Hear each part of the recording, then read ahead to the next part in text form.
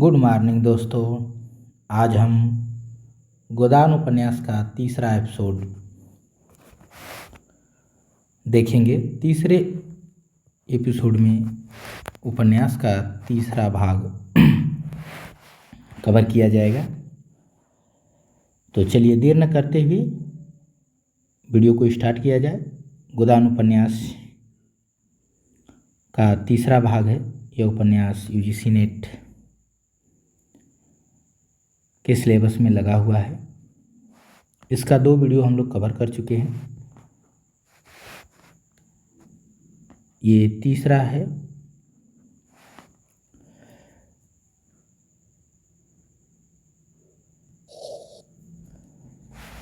होरी जो है, होरी अपने गांव के समीप पहुंचा और होरी जो है सेमरिया से राय साहब के यहाँ से अब जो है लड़ चुका है और अपने गांव के समीप पहुंचा।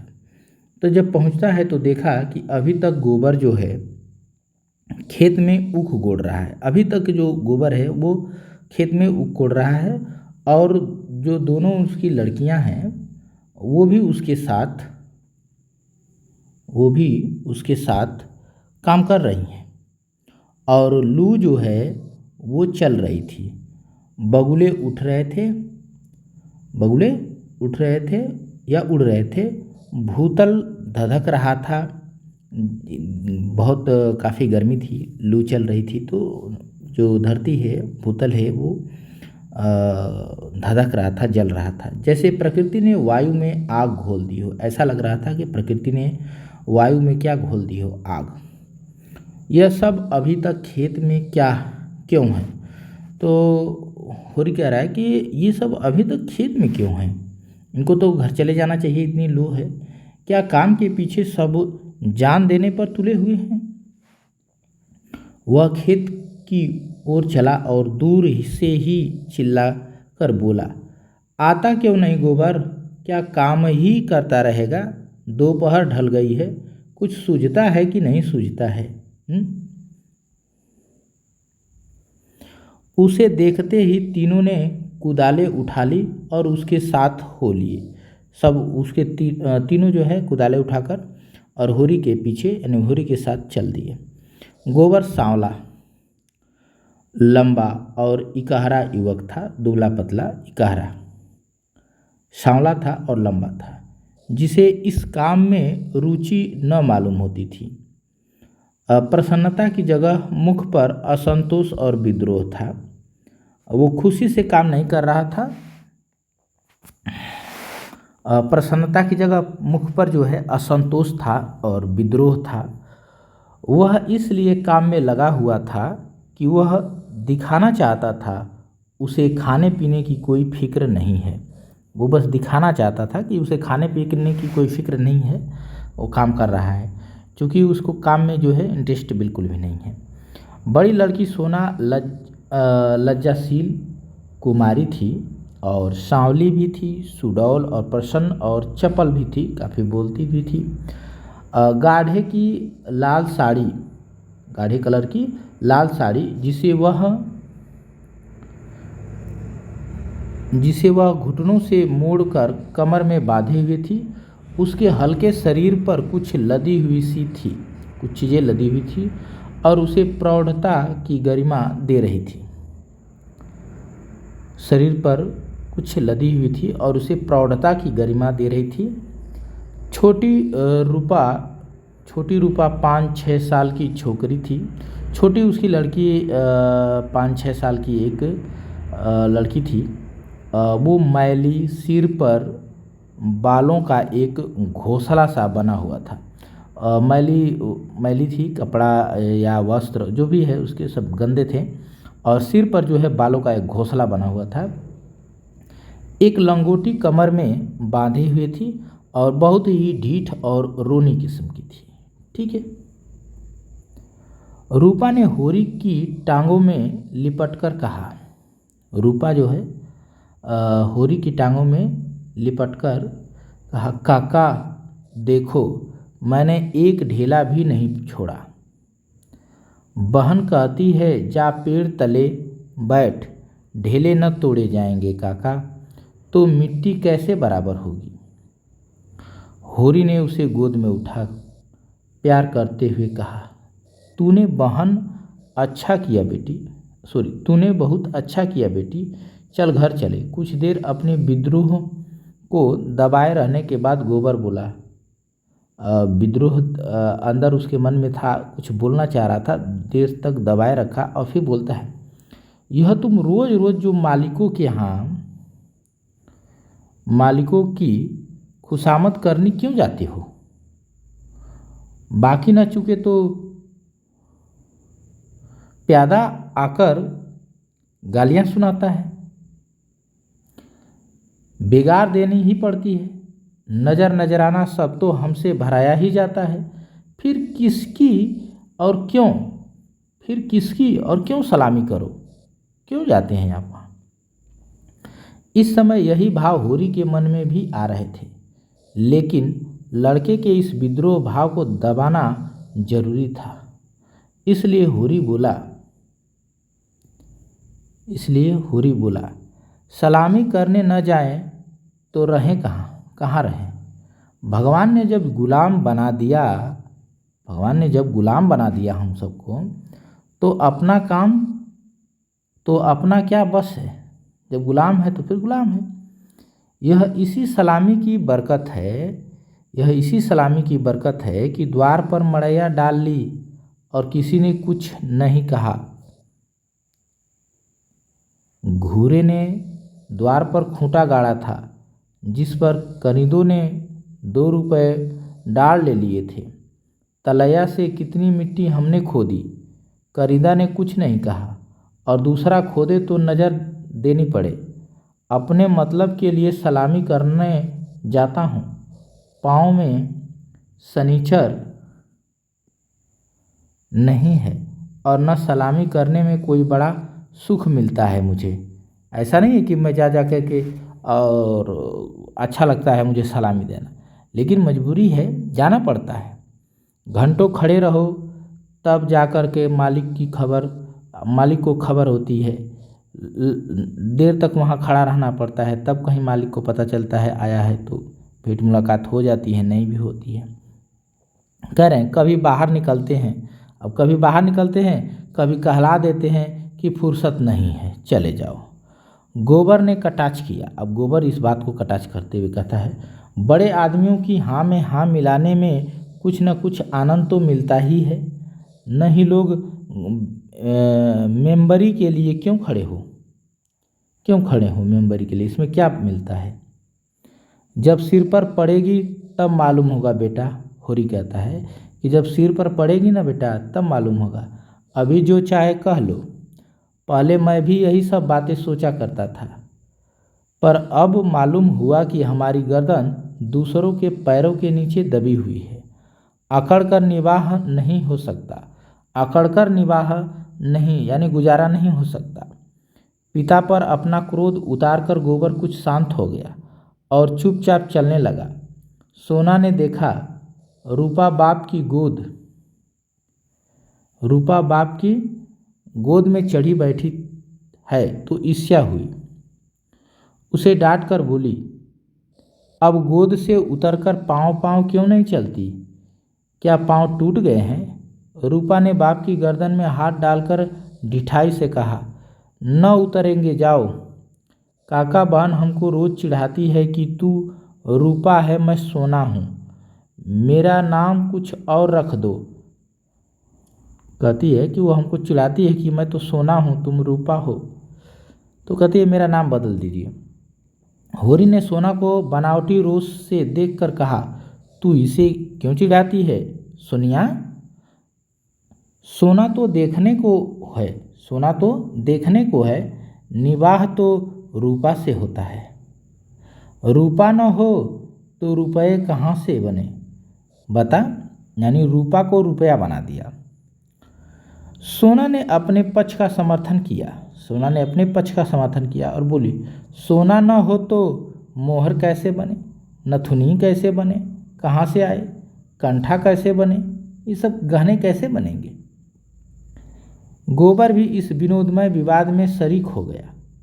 यानी इस जो विनोदमय जो विवाद हो रहा था इसमें शरीक होकर बोला, रूपा से बोला, तू कह दे कि सोना तो सूखी पत्ती की तरह पीला होता है, रूपा तो उजाला होता है जैसे सूरज।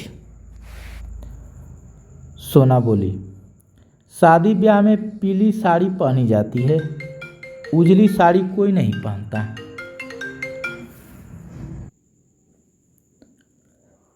रूपा इस दलील से परास्त हो गई। रूपा इस दलील से प्राप्त हो गई। गोबर और होरी की कोई दलील इसके सामने न ठहर सकी।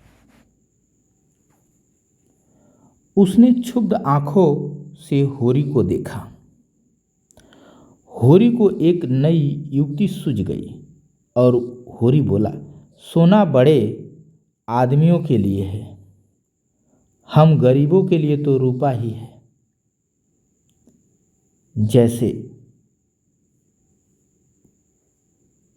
जौ को राजा कहते हैं, गेहूं को चमार, इसलिए न कि गेहूं बड़े आदमी खाते हैं, जौ हम लोग खाते हैं। जौ हम लोग खाते हैं इसलिए जौ को राजा कहते हैं, और गेहूं बड़े लोग खाते हैं, उसको चमार कहते हैं। सोना के पास इस सबल युक्ति का कोई जवाब न था और परास्त होकर बोली कि तुम सब जाने एक ओर हो गए। नहीं, रुपया को रुलाकर छोड़ती। अगर आप लोग एक साथ ना होते, उसका साथ ना देते, तो हम रुपया को यानी रूपा को रुलाकर छोड़ते। रूपा ने उंगली मटकाकर कहा, ए राम सोना चमार, ए राम सोना चमार। इस विजय का उसे इतना आनंद हुआ कि बाप की गोद में रह न सकी और जमीन पर कूद पड़ी और उछल उछल कर यही रट लगाने लगी, रूपा राजा सोना चमार, रूपा राजा सोना चमार। ये लोग घर पहुंचते तो धनिया द्वार पर खड़ी इनकी बाट जोह रही थी। जैसे ये लोग घर पहुंचे तो धनिया जो है द्वार पर खड़ी थी और इनकी बाट जोह रही थी। रुष्ट होकर बोली, आज इतनी देर क्यों की गोबर? काम के पीछे कोई परान थोड़े ही दे देता है। फिर पति से गर्म होकर कहा, तुम भी वहां से कमाई करके लौटे तो खेत में पहुंच गए। खेत कहीं भागा जाता था? द्वार पर कुआं था। होरी और गोबर ने एक एक कलसा पानी सिर पर उड़ेला, रूपा को नहलाया और भोजन करने गए। जौ की रोटियां थीं, पर गेहूं जैसी सफ़ेद और चिकनी। अरहर की दाल थी जिसमें कच्चे आम पड़े हुए थे। रूपा बाप की थाली में खाने बैठी। सोना ने उसे ईर्ष्या भरी आंखों से देखा, मानो कह रही थी, वाह रे दुलार। धनिया ने पूछा, मालिक से क्या बातचीत हुई? होरी ने लोटा भर पानी चढ़ाते हुए कहा। लोटा भर पानी पिया और तब बोला, यही तहसील वसूल की बात थी और क्या। हम लोग समझते हैं बड़े आदमी बहुत सुखी होंगे, लेकिन सच पूछो तो वह हमसे भी ज़्यादा दुखी हैं। हमें पेट ही की चिंता है, उन्हें हजारों चिंताएं घेरे रहती है। कह रहे हैं कि हम गरीबों को तो खाली पेटे की चिंता है, पर उनको देखो तो हजारों चिंताएं घेरी हुई है। राय साहब ने और क्या क्या कहा था वह कुछ होरी को याद न था। उस सारे कथन का खुलासा मात्र उसके स्मरण में छिपका हुआ रह गया था। गोबर ने व्यंग करते हुए कहा, तो फिर अपना इलाका हमें क्यों नहीं दे देते? हम अपने खेत, बैल, हल, कुदाल सब उन्हें देने को तैयार हैं। करेंगे बदला? यह सब धूर्तता है, निरी मोटमर्दी है। अर्थात कह रहे हैं कि जब उनका जो जीवन है वो इतना कष्टमय है, तो फिर वो हमको दे दें और हमारा जीवन वो आकर जिए। ऐसा होरी कह रहा है। ठीक है, जिसे दुख होता है वह दर्जनों मोटरें नहीं रखता। और होरी व्यंग करते हुए ये बात कहता है कि वो कहने की बातें हैं, जिसे दुख होता है ना वो दर्जनों मोटर नहीं रखता, महलों में नहीं रहता, हलवा पूरी नहीं खाता और न नाच रंग में लिप्त रहता। मज़े से राज का सुख भोग रहे हैं और उस पर दुखी हैं। होरी ने झुझलाकर कहा, अब तुमसे बहस कौन करे भाई, जायदाद किसी से छोड़ी जाती है कि वही छोड़ देंगे? हम ही को खेती से क्या मिलता है? हम ही लोगों को खेती से क्या मिलता है? एक आने नफरी की मजदूरी भी तो नहीं पड़ती। जो 10 रुपये महीने का भी नौकर है वह भी हमसे अच्छा खाता पहनता है। लेकिन खेतों को छोड़ा तो नहीं जाता ना, खेती छोड़ दें तो और क्या करें? नौकरी कहीं मिलती है, फिर मर्याद भी तो पालना ही पड़ता है। खेती में जो मर्याद है वह नौकरी में तो नहीं। इसी तरह जमींदारों का हाल भी समझ लो, उनकी जान को भी तो सैकड़ों रोग लगे हुए हैं। हकीमों को रसद पहुंचाओ, उनकी सलामी करो, अमलों को खुश करो, तारीख पर मालगुजारी न चुका दे तो हवालात हो जाए, कुड़की आ जाए। हमें तो कोई हवालात नहीं ले जाता, 2-4 गालियाँ घुड़कियाँ ही तो मिलकर रह जाती है। गोबर ने विरोध किया और बोला, यह सब कहने की बात है। हम लोग दाने दाने को मोहताज हैं, देह पर साबित कपड़े नहीं हैं, स्वच्छ अच्छा कोई कपड़ा नहीं है, चोटी का पसीना एड़ी तक आता है, तब भी गुजारा नहीं होता। उन्हें क्या है, मज़े से गद्दी मसनद लगाए आराम से बैठे हैं। सैकड़ों नौकर चाकर हजारों आदमियों पर हुकूमत करते हैं और रुपया न जमा होते हों पर सुख तो सभी तरह का भोगते हैं। धन लेकर आदमी और क्या करता है? तुम्हारी समझ में हम और वह बराबर हैं। भगवान ने तो सबको बराबर ही बनाया है। यह बात नहीं है बेटा, छोटे बड़े भगवान के घर से बनकर आते हैं। होरी कहता है कि यह ऐसी बात नहीं है बेटा कि सब बराबर हैं। छोटे बड़े भगवान के घर से बनकर आते हैं। संपत्ति बड़ी तपस्या से मिलती है। उन्होंने पूर्व जन्म में जैसे कर्म किए हैं उनका आनंद भोग रहे हैं। हमने कुछ नहीं संचा तो भोगें क्या? तो हम लोग क्या भोगें? यह सब मन को समझाने की बात है। गोबर बोलता है, यह सब मन को समझाने की बात है। भगवान ने सबको बराबर बनाते हैं। यहाँ जिसके हाथ में लाठी है वह गरीबों को कुचलकर बड़ा आदमी बन जाता है। यह तुम्हारा भ्रम है। होरी बोलता है, मालिक आज भी 4 घंटे रोज भगवान का भजन करते हैं। किसके बल पर? यह भजन भाव और दान धर्म होता है। अपने बल पर नहीं, किसानों के बल पर और मजदूरों के बल पर। कौन कहता है? पाप का धन पचे कैसे, इसलिए दान धर्म करना पड़ता है। तो गोबर बोलता है कि अपने बल पर नहीं करते हैं, किसानों के बल पर, मजदूरों के बल पर। यह पाप का धन कैसे पचेगा, इसलिए दान धर्म करना पड़ता है। भगवान का भजन भी इसीलिए होता है। भूखे नंगे रह करके भगवान का भजन कैसे करें? तो हम भी देखें, थोड़ा करके दिखाए। भूखे नंगे रह कर भगवान का भजन करें। हमें कोई 2 जून खाने को दे तो हम 8 पहर भगवान का जाप ही करते रहें। कह रहा है गोबर कि अगर हमको कोई 2 जून आराम से बैठकर खाने के लिए दे तो हम 8 पहर जो है भगवान का भजन करते रहेंगे। एक दिन खेत में ऊख गोड़ना पड़े ना तो सारी भक्ति भूल जाएगी। बस एक दिन अगर खेत में काम करना पड़ जाए तो उन जो भक्ति कर रहे हैं वो सब भूल जाएगी। होरी ने हार कर कहा, अब तुम्हारे मुँह कौन लगे भाई?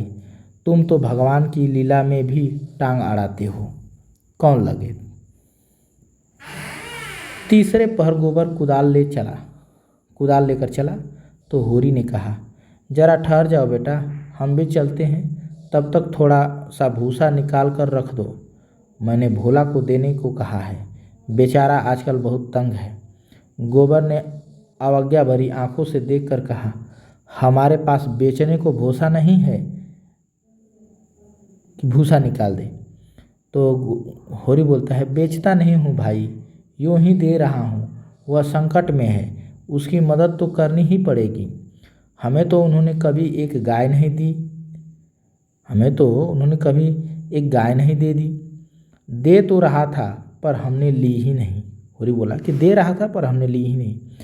धनिया मटक कर बोली, गाय नहीं वह दे रहा था, इन्हें गाय दे देगा। आँख में अंजन लगाने को कभी चिल्लू भर दूध नहीं देगा, हैं? तो भेजा नहीं, गाय दे देगा।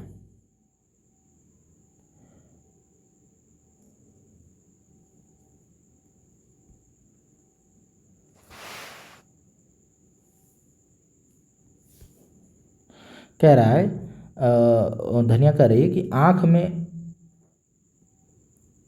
में अंजन लगाने को कभी चुल्लू भर दूध तो भेजा ही नहीं, भेजा ही नहीं। गाय तब तक दे देता है इनको, व्यंग के रूप में बोलती है। तो होरी ने कसम खाकर समझाया। होरी ने कसम खाई, अरे नहीं भाई, जवानी कसम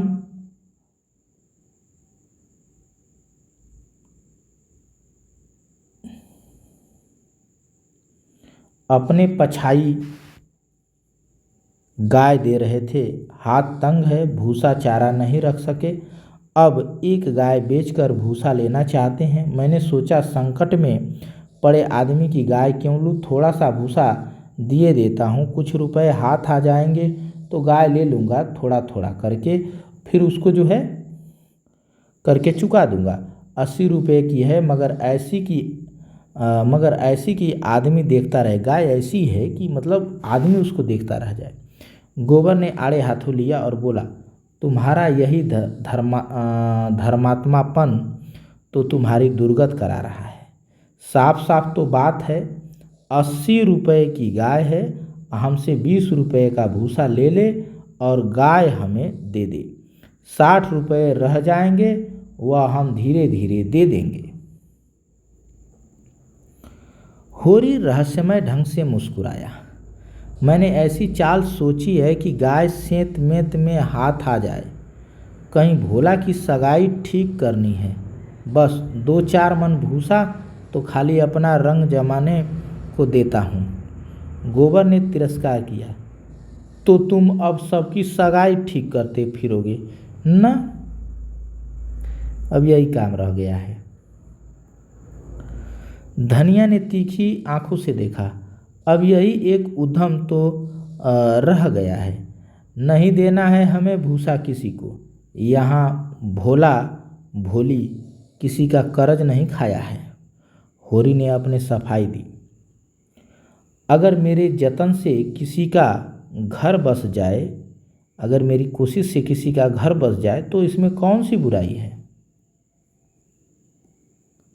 गोबर ने चिलम उठाई और आग लेने चला गया। उसे यह झमेला बिल्कुल नहीं भाता था। धनिया ने सिर हिलाकर कहा, जो उनका घर बसाएगा वह 80 रुपये की गाय लेकर चुप न होगा, एक थैली गिनवाएगा, यानी पैसों लेगा। होरी ने पुचारा दिया, यह मैं जानता हूँ, लेकिन उनकी भलमनसी को भी तो देखो। मुझसे जब मिलता है तेरा बखान ही करता है।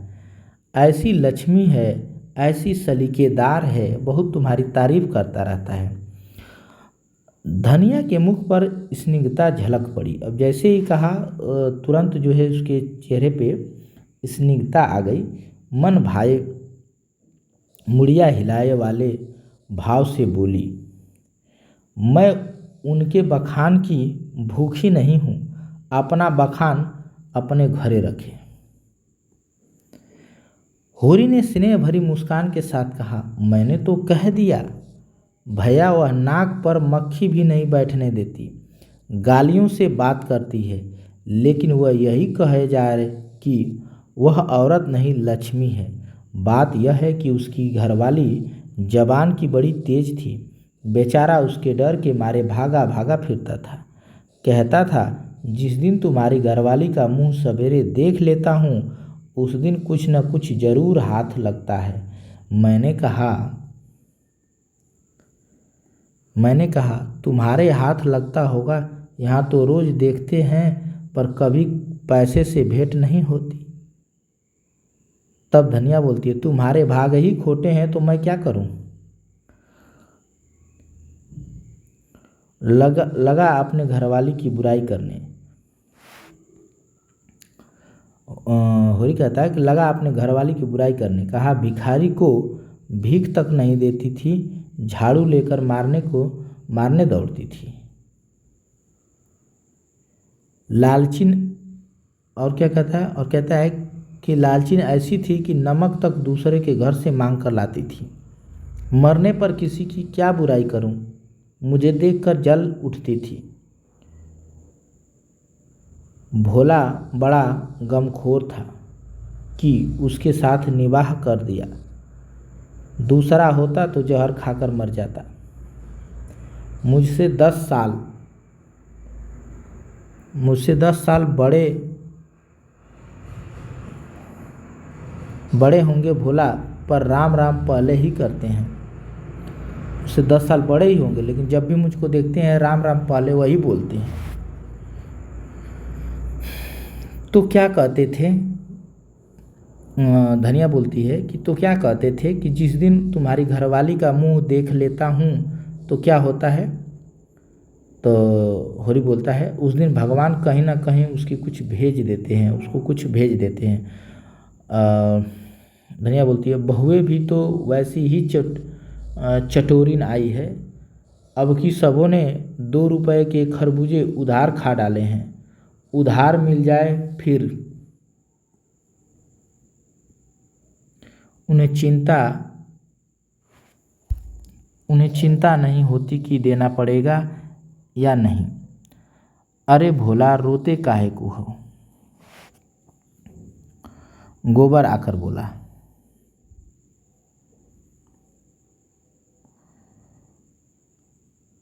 भोला दादा आप पहुँचे। मन दो मन भूसा है, वह उन्हें दे दो, फिर उनकी सगाई ढूंढने निकलो। व्यंग में गोबर बोल दिया। धनिया ने समझाया, आदमी द्वार पर बैठा है, उसके लिए खाट वाट तो डाल नहीं दी, ऊपर से लगे भुनभुनाने। कुछ तो भलमनसी सीखो। कलसा ले आओ, पानी भरकर रख दो, हाथ मुंह धोएं, कुछ रस पानी पिला दो। मुसीबत में ही आदमी दूसरों के सामने हाथ फैलाता है। होरी बोला, रस बस का काम नहीं है। कौन कोई पाहुने हैं?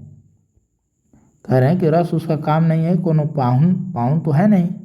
धनिया बिगड़ी और बोली, पाहुने और कैसे होते हैं, रोज रोज तो तुम्हारे द्वार पर नहीं आते हैं। इतनी दूर से धूप घाम में आए, प्यास लगी ही होगी। रुपया देख, डब्बे में तमाकू है कि नहीं, गोबर के मारे काहे को बची होगी। गोबर भी तो पीता है। दौड़कर 1 पैसे की तमाकू सहुआइन की दुकान से ले ले, आदेश देती है रूपा को। अब भोला की आज जितनी खातिर हुई और कभी नहीं हुई होगी। गोबर ने खाद डाल दी, सोना रस घोल लाई, रूपा जो है तमाकू भर लाई। धनिया द्वार पर किवाड़ की आड़ में खड़ी अपने कानों से अपना बखान सुनने के लिए अधीर हो रही थी कि देखें वो मेरी बखान में क्या कहते हैं। भोला ने चीलम हाथ में ले कर कहा, अच्छी घरनी घर में आ जाए तो समझ लो लक्ष्मी आ गई। वही जानती है छोटे बड़े का आदर सत्कार कैसे करना चाहिए। धनिया के हृदय में उल्लास का कंपन हो रहा था। खुश हो गई। चिंता और निराशा और अभाव से आहत आत्मा इन शब्दों में एक कोमल शीतल स्पर्श का अनुभव कर रही थी। होरी भोला का खांचा उठाकर भूसा लाने अंदर चला तो धनिया भी पीछे पीछे चली। होरी ने कहा, जाने कहाँ से इतना बड़ा खांचा मिल गया, किसी भड़भूजे से मांग लिया होगा, मन भर से कम में न भरेगा। 2 खांचे भी दिए तो 2 मन निकल जाएंगे। धनिया फूली हुई थी, खुश थी कि हमारी तारीफ हुई है, तो तारीफ में फूली हुई थी। तो उसने बोला, मलामत की आंखों से देखती हुई बोली, कैसे बोलती है कि या तो किसी को न्योता न दो, कहती है कि या तो किसी को न्योता न दो, और यदि न्योता दो तो भर पेट खिलाओ। तुम्हारे पास फूल पत्र लेने थोड़े ही आए हैं कि चंगेरी लेकर चलते। देते ही हो तो 3 खांचे दे दो। 2 खांचे की बात सोच रहा था, अभी होरी की ज़्यादा हो जाएगा, 3 खांचे की बात होगी, दे दो। भला आदमी लड़कों को क्यों नहीं लाया, अकेले कहाँ तक ढोएगा, जान निकल जाएगी। और सेना तो तुम लोग क्या करो, कह रहे 3 खांचे तो मेरे दिए न दिए जाएंगे। होरी बोला, तब क्या 1 खांचा देकर टालोगे? धनिया बोलती है, गोबर से कह दो अपना खांचा भरकर उनके साथ चला जाए। तो होरी बोलता है, गोबर ऊख कोड़ने जा रहा है। धनिया बोलती, 1 दिन न गोड़ने से ऊख सूख न जाएगी। यानी इतना खुश हो गई है कि भूसा जो है पहुंचाने के लिए भी तैयार है। यह तो उनका काम था कि किसी को अपने साथ ले लेते। भगवान के दिए 2 बेटे हैं। तो धनिया बोलती है, न होंगे घर पर, दूध लेकर बाजार गए होंगे। यह तो अच्छी दिल लगी है कि अपना माल भी दो और उसे घर तक पहुंचा भी दो। कौन कह रहा है? होरी। लाद दे, लाद दे, लादने वाला साथ कर दे और लादने वाला भी साथ कर दे।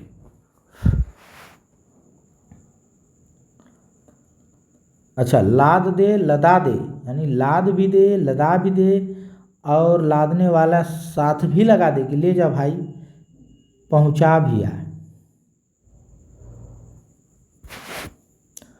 अच्छा भाई कोई मत जाए।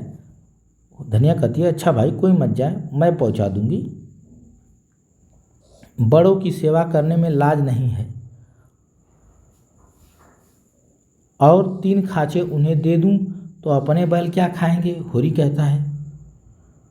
यह सब तो न्योता देने से पहले ही सोच लेना था।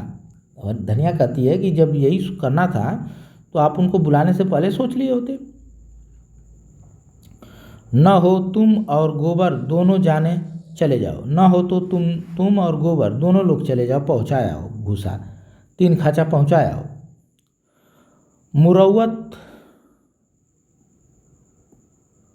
मुरौवत की तरह की जाती है। अपना घर उठाकर नहीं दे दिया जाता। होरी बोलता है कि मुरौवत की तरह ही की जाती है, अपना घर उठाकर नहीं दे दिया जाता है। अभी जमींदार का प्यादा आ जाए तो अपने सिर पर भूसा लाद कर पहुँचाओगे तुम और तुम्हारा लड़का लड़की सब। कह रहे कि अभी जमींदार का प्यादा आ जाए तो तुम और तुम्हारे लड़का लड़की सब मिल करके भूसा पहुँचाओगे घर तक, और वहाँ शायद मन 2 मन लकड़ी भी गाड़नी पड़ जाए और वहाँ भी काम करोगे। जमींदार की बात और है। होरी बोलता है कि जमींदार की तो बात और है। हाँ, वह डंडे के जोर से काम लेता है ना। होरी बोलता है, उसके खेत नहीं जोतते हैं, खेत जोतते हैं ना उसके। धनिया बोलती है, खेत जोतते हैं तो लगान नहीं देते हैं। होरी बोलता है, अच्छा भाई जान न खा, हम दोनों चले जाएंगे। कहाँ से कहाँ मैंने इसे भूसा देने को कह दिया। या तो चलेगी नहीं, या तो चलेगी तो दौड़ने लगेगी। यही कह रहा है कि या तो चलेगी नहीं धनिया को, और चलेगी यानी या तो देगी नहीं भूसा, और देगी तो फिर ले जाओ भाई। तीनों खांचे भूसे से भर दिए। गोबर कुढ़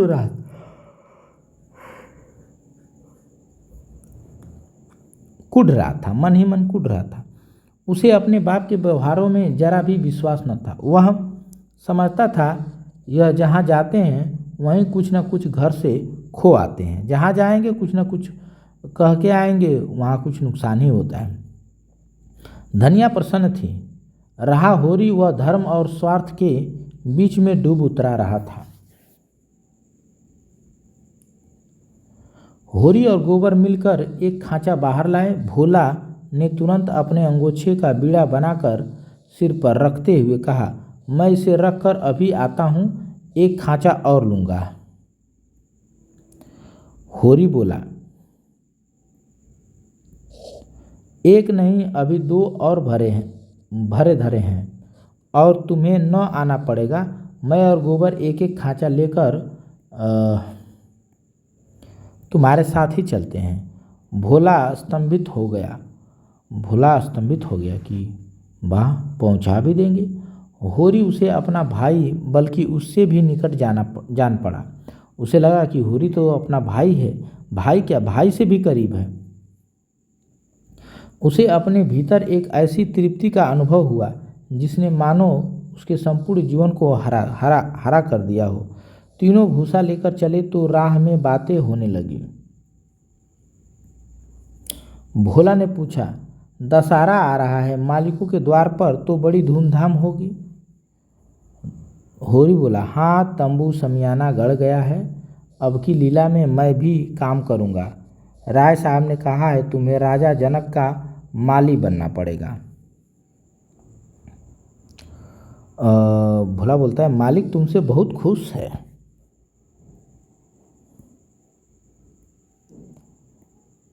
उनकी दया है। होरी बोलता है कि उनकी दया है। एक क्षण के बाद भोला ने फिर पूछा, शगुन करने के लिए रुपये का कुछ जुगाड़ कर लिया है? माली बन जाने से तो गला न छूटेगा। होरी ने मुंह का पसीना पोंछकर कहा, उसी की चिंता तो मारे डालती है दादा। अनाज तो सब का सब खलिहान में ही तुल गया। जमींदारों ने अपना लिया, महाजन ने अपना लिया, मेरे लिए 5 सेर अनाज बच रहा। यह भूसा तो मैंने रातों रात धोकर छिपा दिया था, नहीं तिनका भी न बचता। यानी भूसा को क्या कर रहा है, छुपा करके रखा था, तो कुछ बच गया। अनाज तो वो सब लेके चले गए। जमींदार तो एक ही है,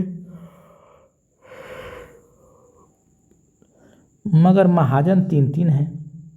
सहुआइन अलग और मंगरू अलग, दातादीन पंडित अलग। किसी का ब्याज भी पूरा न चुका। जमींदार के भी आधे रुपए बाकी पड़ गए हैं। सहुआइन से फिर रुपए उधार लिए तो काम चला। सब तरह किफ़ायत करके देख लिया भैया, कुछ नहीं होता।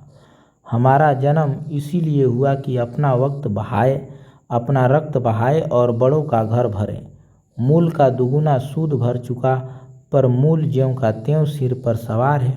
लोग कहते हैं शादी गमी में, तीर्थ व्रत में हाथ बांध कर खर्च करो, मुर्दा रास्ता कोई नहीं दिखाता। राय साहब ने बेटे के ब्याह में 20,000 लुटा दिए। उनसे कोई कुछ नहीं कहता। मंगरू ने अपने बाप के क्रियाक्रम में 5,000 लगाए, उनसे कोई कुछ नहीं पूछता। वैसे ही मर्यादा तो सबकी है। भोला ने करुण भाव से कहा, बड़े आदमियों की बराबरी तुम कैसे कर सकते हो भाई? आदमी तो आदमी है, आदमी तो हम भी हैं। कौन बोलता है? होरी बोल देता है। कौन कहता है कि हम तुम आदमी हैं? हम में आदमियत है कहीं? आदमी वह है जिनके पास धन है, अख्तियार है, इल्म है। हम लोग तो बैल हैं, जूतने के लिए पैदा हुए, उस पर एक दूसरे को देख नहीं सकता। एक का नाम नहीं, एक किसान दूसरे के खेत पर न चढ़े तो कोई जागा कैसे करे। प्रेम तो संसार से उठ ही गया है। बूढ़ों के लिए अतीत के सुखों और वर्तमान के दुखों और भविष्य की सर्वनाश से ज़्यादा मनोरंजक और कोई प्रसंग नहीं होता। दोनों मित्र अपने अपने दुखड़े रोते रहे। भोला ने अपने बेटों की करतूत सुनाए, होरी ने अपने भाइयों का रोना रोया और तब एक कुएं पर बोझ रखकर फिर पानी पीने के लिए बैठ गए। गोबर ने बनिए से लोटा और गगरा मांगा और पानी खींचने लगा।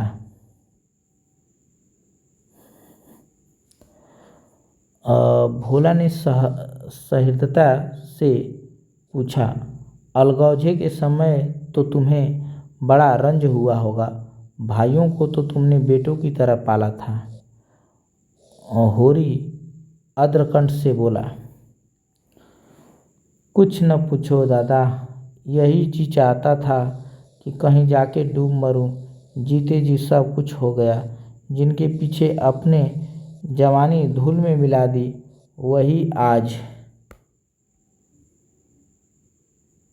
वही मेरे मुद्दई हो गए और झगड़े की जड़ बन गए। झगड़े की जड़ क्या थी? यही कि मेरी घरवाली हार में काम करने क्यों नहीं जाती। पूछो, घर देखने वाला भी कोई चाहिए कि नहीं। लेना देना, धरना उठाना, संभालना सहेजना, यह कौन करे। फिर वह घर बैठी तो नहीं रहती। झाड़ू बुहारा, रसोई चौका बर्तन, लड़कों की देखभाल, यह कोई थोड़ा काम है। शोभा की औरत घर संभाल लेती कि हीरा की औरत में यह सलीका था। जब से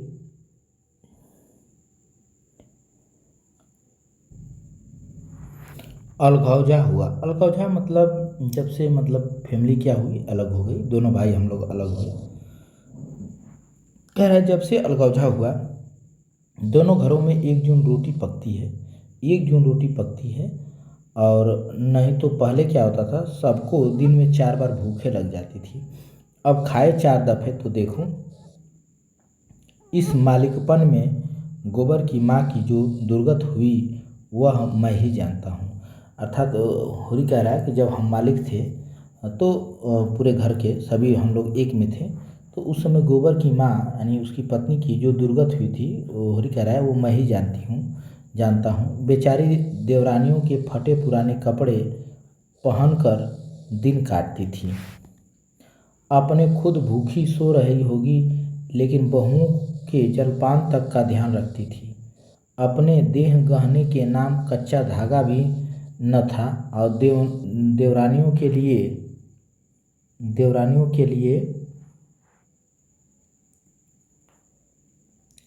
2-2 4 गहने बनवा दिए। 2-2 4-4 गहने क्या कर दिए? बनवा दिए। सोने के न सही, चांदी के तो हैं। जलन यही थी कि यह मालिक क्यों है। बस जलन यही थी कि यह मालिक क्यों है। बहुत अच्छा हुआ कि अलग हो गए। मेरे सिर से बला टली। भोला ने एक लोटा पानी चढ़ाकर बोला, यही हाल घर घर है भैया। भाइयों की बात ही क्या है, यहाँ तो लड़कों से भी नहीं पटती इसलिए नहीं है कि मैं किसी की कुचाल देखकर मुंह नहीं बंद कर सकता। तुम जुआ खेलोगे, चरस पियोगे, गांजे के दम लगाओगे, मगर आए किसके घर से।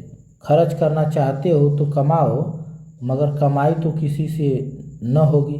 खर्च दिल खोल कर करेंगे। जेठा कमाता सौदा लेकर बाजार जाएगा तो आधे पैसे गायब। पूछो तो कोई जवाब नहीं। छोटा जंगी है, वह संगत के पीछे मतवाला रहता है। साँझ हुई और ढोल मजीरा लेकर बैठ गए। संगत मैं बुरा नहीं कहता, गाना बजाना ऐब नहीं है, लेकिन यह सब काम फुर्सत के हैं। यह नहीं कि घर का कोई काम न करो, आठों पहर उसी धुन में पड़े रहो। जाती है मेरे सिर सानी पानी मैं करूं, गाय भैंस मैं दूहूं,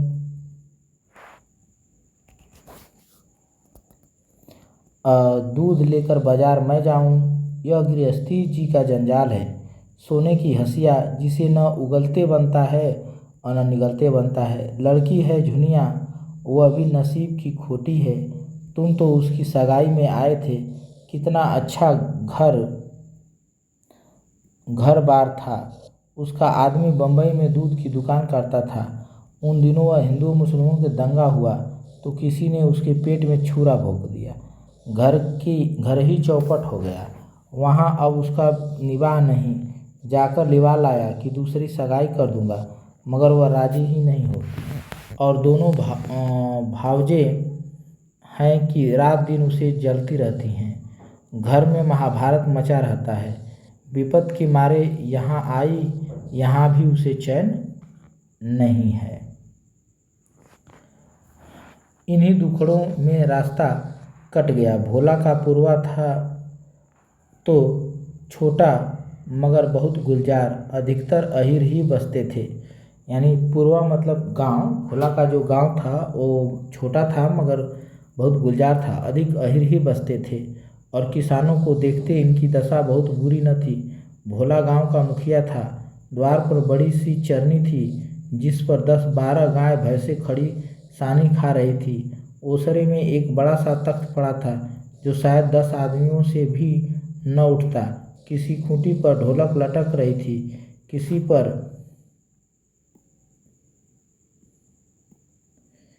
पर मजीरा। एक ताक पर कोई पुस्तक बस्ते में बंधी रखी हुई थी जो शायद रामायण हो। दोनों बहुएं सामने बैठी गोबर पाथ रही थी और झुनिया चौखट पर खड़ी थी। उसकी आंखें लाल थी और नाक के सिरे पर भी सुर्खी थी। मालूम होता था अभी रोकर उठी है। उसके मांसल स्वस्थ और सुगठित अंगों में मानो यौवन लहरें मार रहा था। मुंह बड़ा और गोल था, कपोल फूले हुए, आंखें छोटी और भीतर धंसी हुई थी। माथा पतला और वक्ष का उभार और गात का वह गुदगुदापन आंखों को खींचता था। उस पर छपी हुई गुलाबी साड़ी उसे और भी शोभा प्रदान कर रही थी। भोला को देखते ही उसने लपक कर उनके सिर से खांचा उतरवाया। भोला ने गोबर और होरी के भी खांचे उतरवाए। झुनिया से बोले, पहले एक चिलम भर ला और फिर थोड़ा सा रस बना ले। पानी न हो तो गगरा ला, मैं खींच दूँ। होरी महतो को पहचानती है ना? भोला बोलता है झुनिया से। उसके बाद फिर होरी से बोला, घरनी के बिना घर नहीं रहता भैया, घरनी के बिना घर नहीं रहता भैया। पुरानी कहावत है।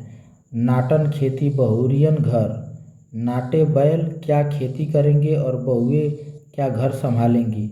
जब से इनकी माँ मरी है जैसे घर की बरकत ही उठ गई है। यानी घर में वृद्धि विकास सब रुक गया है। बहुएं आटा पाथ लेती हैं पर गृहस्थी चलाना क्या जाने। हाँ, मुंह चलाना खूब जानती है। लौंडे कहीं फड़ पर जमे होंगे। जब सब के सब आलसी हैं, कामचोर हैं। जब तक जीता हूँ इनके पीछे मरता हूँ।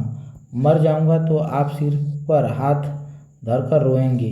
लड़की भी वैसी ही है, छोटा सा अढ़ौना भी करेगी तो भुन भुना कर। छोटा सा अगर कोई काम, अढ़ौना मतलब अरहद ही कोई काम, तो छोटा सा कोई काम भी करेगी तो भी भुन भुना कर। मैं तो सह लेता हूँ, खसम थोड़े ही सहेगा। यानी मैं तो सह लेता हूँ पर खसम, यानी उनका विवाह हो जाएगा तो अपने घर जाएगा तो उसका पति थोड़ो सहेगा। झुनिया एक हाथ में भरी हुई चिलम, दूसरे में रस का लोटा लिए बड़ी फुर्ती से आ पहुंची। फिर रस्सी और कलसा लेकर पानी भरने चली गई। गोबर ने उसके हाथ से कलसा लेने के लिए हाथ बढ़ाकर झेपते हुए कहा, तुम रहने दो, मैं भर लाता हूँ। झुनिया ने कलसा न दिया। कुएं के जगत पर जाकर मुस्कुराती हुई बोली, तुम हमारे मेहमान हो, कहोगे एक लोटा पानी भी किसी ने नहीं दिया। मेहमान काहे से हो गया? तुम्हारा पड़ोसी ही तो हूँ, मेहमान कैसे हो गया? पड़ोसी साल भर में एक बार भी सूरत न दिखाए तो वह मेहमान ही है। तो जब ऐसा बोला तो झुनिया बोली कि अगर पड़ोसी साल भर में एक भी बार अगर सूरत न दिखाए तो समझो कि वो भी मेहमान ही है। रोज रोज आने से मर्यादा भी तो नहीं रहती। गोबर बोलता है। तो झुनिया हंसकर तिरछी नज़रों से देखती हुई बोली, वही मर्यादा तो दे रही हूँ। महीनों में एक बार आओगे, ठंडा पानी दूंगी। 15वें दिन आओगे, चीलम पाओगे। 7वें दिन पर आओगे तो खाली बैठने को माची दूंगी, खटिया दूंगी। और रोज रोज आओगे तो कुछ न पाओगे। यानी जितना जल्दी आओगे उतनी कम सेवा होगी। तो होरी बोलता है, गोबर बोलता है कि दर्शन तो दोगी ना कम से कम। तो झुनिया बोलती है, दर्शन के लिए पूजा करनी पड़ेगी। यह कहते कहते जैसे उसे कोई भूली हुई बात याद आ गई। उसका मुंह उदास हो गया। वह विधवा है। उसके नारीत्व के द्वार पर पहले उसका पति रक्षक बना बैठा रहता था। वह निश्चित थी अब उस द्वार पर कोई रक्षक न था, इसलिए वह उस द्वार को सदैव बंद रखती थी। कभी कभी घर के सूनेपन से उकता कर वह द्वार खोलती है, पर किसी को आते देखकर भयभीत होकर दोनों पट बेड़ लेती है, यानी बंद कर देती है दरवाज़ा। यानी मन में किसी को हृदय में उतरने नहीं देती है। तो गोबर ने कलसा भरकर निकाला। सबों ने रस पिया और चीलम तमाकू और पीकर लौटे। भोला ने कहा, कल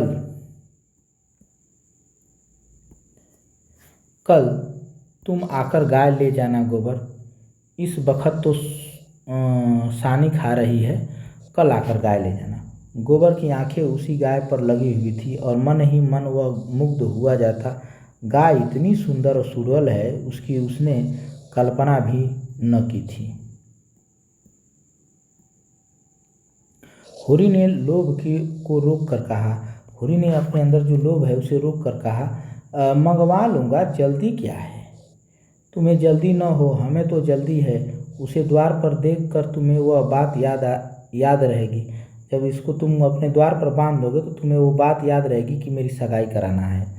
ठीक है, ये वो कह रहा है। तो होरी बोलता है कि उसकी मुझे बड़ी फिक्र है दादा, मैं कोशिश करूँगा। तो कल गोबर को भेज देना। भोला बोलता है कि तब अगर ऐसी बात है तो गोबर को कल भेज देना।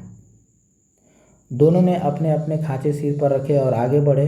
दोनों इतने प्रसन्न थे मानो ब्याह करके लौटे हों। होरी को तो अपने चिर